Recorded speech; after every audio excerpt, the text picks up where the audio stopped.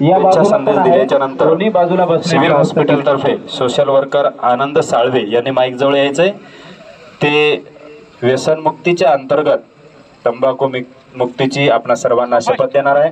ते शपथ देत असताना आपण सर्वांनी सुद्धा हात पुढे करायचा आहे आणि भारताच्या 76व्या प्रजासत्ताक दिनानिमित्त पदाधिकारी, अधिकारी, कर्मचारी, विद्यार्थी, पत्रकार आणि बंधू भगिनींनो, आपणा सर्वांना प्रजासत्ताक दिनाच्या हार्दिक शुभेच्छा।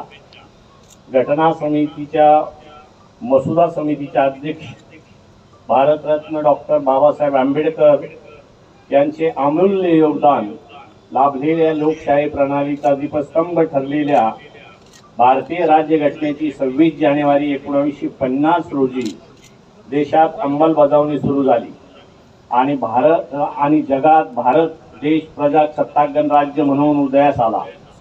राज्यघटनेमुळे नागरिकांना राज्य कारभारात सहभागी होण्याचा अधिकार मिळाल्याने या दिवसाला विशेष महत्त्व प्राप्त झाले आहे, हे आपण सर्वजण जाणतात।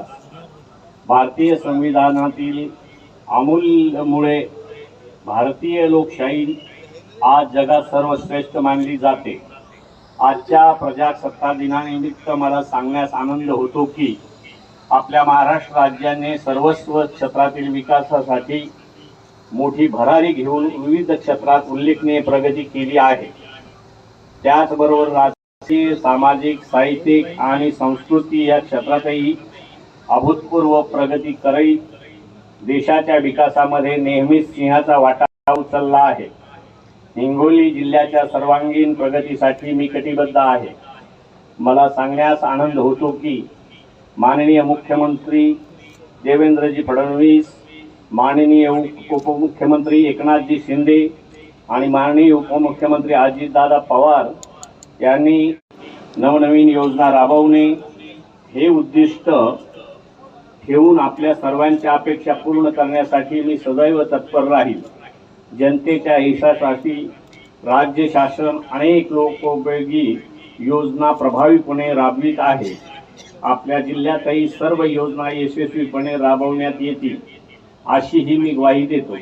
माननीय मुख्यमंत्री देवेंद्रजी फडणवीस यांनी शासनाच्या विविध विभागांमार्फत 100 दिवसात करायच्या कामाचा आराखडा तयार केलेला आहे। त्यांच्या संकल्पनेतून साकारलेल्या 7 कलमी कार्यक्रमाच्या मिशन 100 दिवसांच्या अंमलबजावणीसाठी जिल्ह्यात प्रशासकीय यंत्रणा कार्यान्वित करण्यात आली आहे।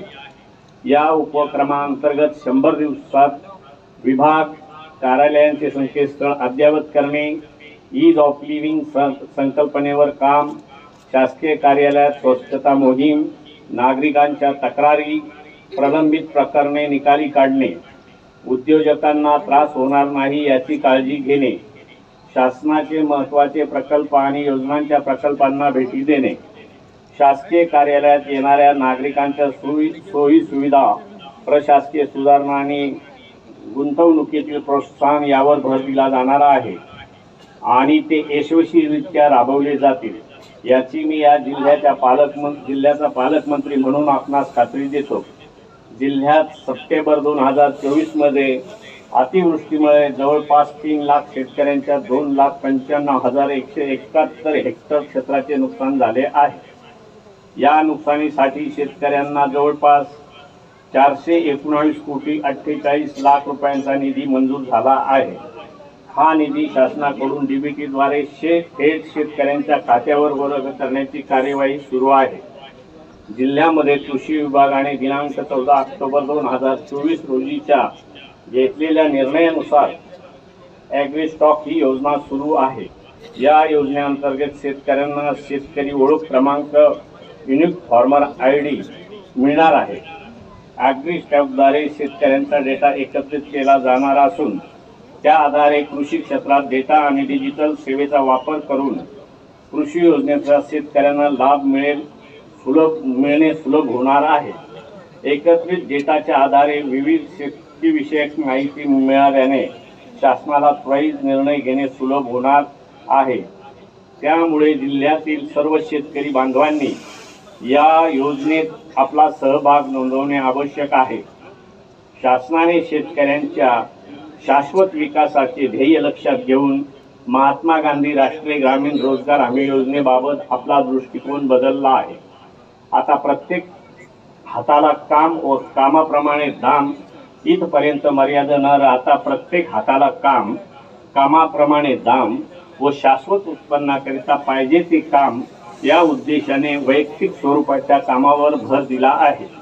या वर्षी मनरेगा अंतर्गत शेतीपूरक विविध विषयांचा लाभ देण्यासाठी जिल्हाधिकारी तथा जिल्हा कार्यक्रम समन्वयक यांच्या मार्फत जिल्ह्यातील विविध यंत्रणा उद्दिष्ट दिले आहे. जिल्ह्यात यावर्षी 850 हेक्टर क्षेत्रावर फळबाग व लागवडीचे उद्दिष्ट आहे. आतापर्यंत 489 लाभार्थ्यांनी 468 हेक्टर क्षेत्रावर फळबागा लागवडीचा लाभ घेतला आहे. जिल्ह्यात संजय गांधी निराधार योजनेचे 20,062 आणि श्रावणबाळ सेवा राज्य निवृत्ती योजनेच्या 39,110 लाभार्थ्यांना आर्थिक मदत दरमहा 1,500 रुपये डीबीटीद्वारे लाभार्थ्यांच्या खात्यात जमा करण्यात येत आहेत. तसेच राष्ट्रीय कुटुंब लाभ योजनेतून दारिद्र्यरेषेखाली मयत कुटुंब प्रमुखांच्या 226 व संलग्नित 430 खाटांचे रुग्णालय स्थापन करण्यास राज्य शासनाने मान्यता दिलेली आहे. सन 2024-25 या शैक्षणिक वर्षापासून हे महाविद्यालय सुरू झाले आहे. या महाविद्यालयामध्ये 40 चालू शैक्षणिक वर्षात 100 विद्यार्थ्यांनी प्रवेश घेतला आहे. त्यामुळे दरवर्षी 100 गुणवत्ताधारक विद्यार्थ्यांना डॉक्टर होण्याची संधी उपलब्ध झाली आहे.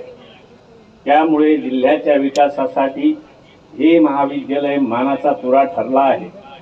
तर जिल्हावासियांच्या आरोग्यविषयक सोयी सुविधांसाठी महत्त्वाचे आणि नजीकचे रुग्णालयही ठरले आहे.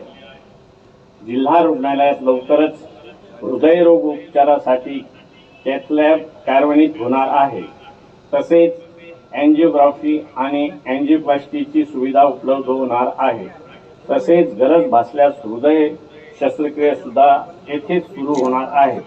याशिवाय जिल्हा रुग्णालयात 50 बेडचे सुसज्ज क्रिटिकल केअर ब्लॉक, 100 बेडचे स्त्री रुग्णालय, गंभीर रुग्णांच्या अचूक निदानासाठी MRI 60,000 रुपये किमतीची कामे प्रस्तावित करण्यात आलेली आहेत.